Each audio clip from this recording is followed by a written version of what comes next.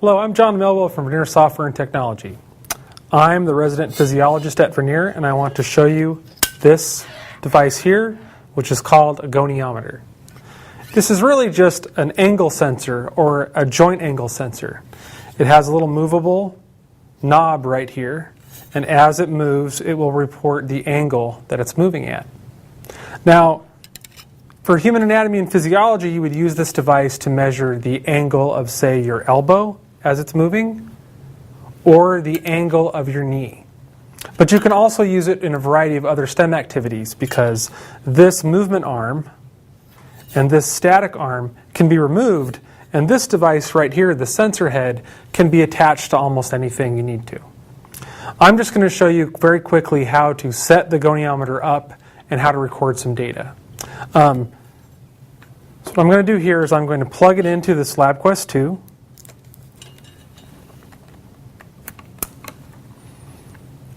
And you can see that it's automatically identified as a goniometer. It's going to be measuring an angle. And I'm just going to calibrate it here really quickly. I'm going to center this and make sure that the device is fully at 180 degrees so that it's all straight here in a line. You should be able to see a little pin right here. And I'm going to make sure that that pin is right next to this little pin on the device. And then I'm just going to tap here on the meter screen of this LabQuest. And I'm just going to say calibrate.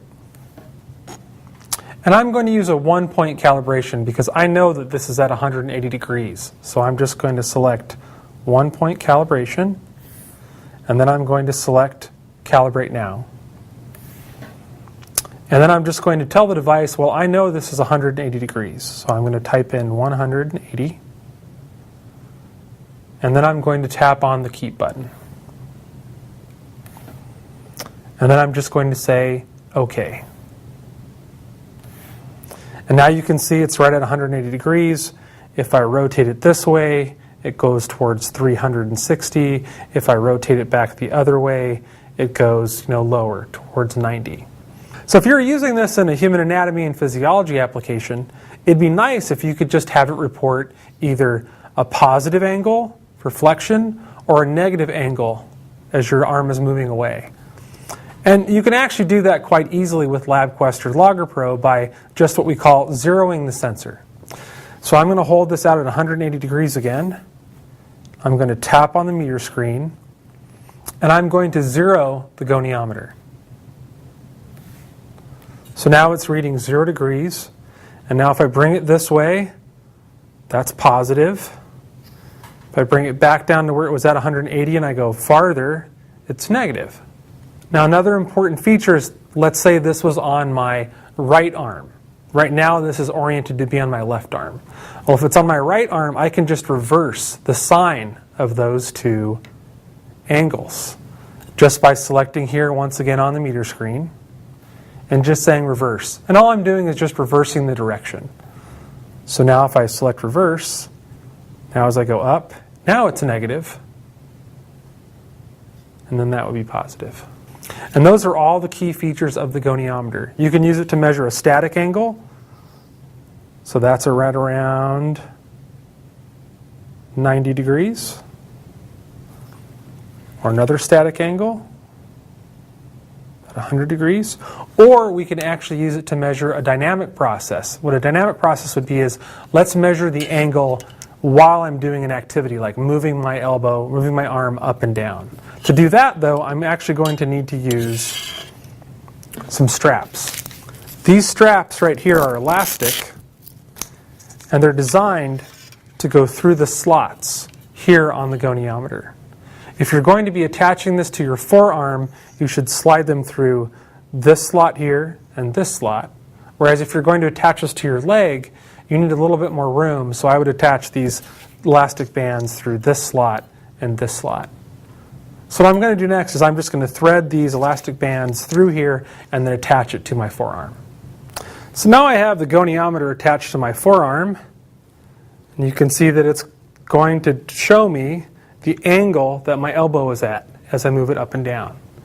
Now, the reason why this is actually quite interesting is because a lot of people are interested in what we call muscle function analysis. And muscles can only contract. So when the bicep contracts, that's what causes the forearm to go up. You then have activity from the tricep, which causes the forearm to go back down. Now I can record both of those events using this LabQuest 2, a goniometer, and this EKG sensor. And what we'll be able to see is as I lift a barbell, this barbell, with my left hand, we should see that as I flex, there's more muscle activity as the angle gets larger, and then as I relax, there should be less muscle activity. So why don't I just show that to you really quickly here. So I'm on the count of 3, I'm going to begin to hit data collection, and then I'm going to lift this barbell with my left hand. So here we go. So I'm holding it here, and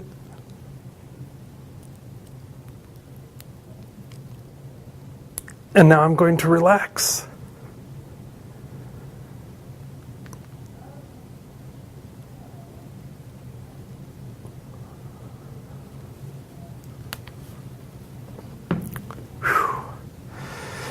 And now, as you can clearly see on this trace, as the angle goes up, that's my forearm flexing, you can see an increase in muscle activity. And then as my arm goes back to rest, you can see a decrease in bicep activity. And if I were to have recorded the tricep at the same time, we would see the opposite phase of activity, where I would see an increase in activity during the falling phase and not as much activity in the rising phase.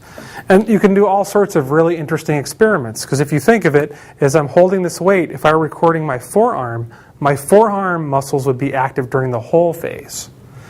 And this is just one of the really interesting things about using this goniometer in anatomy and physiology experiments.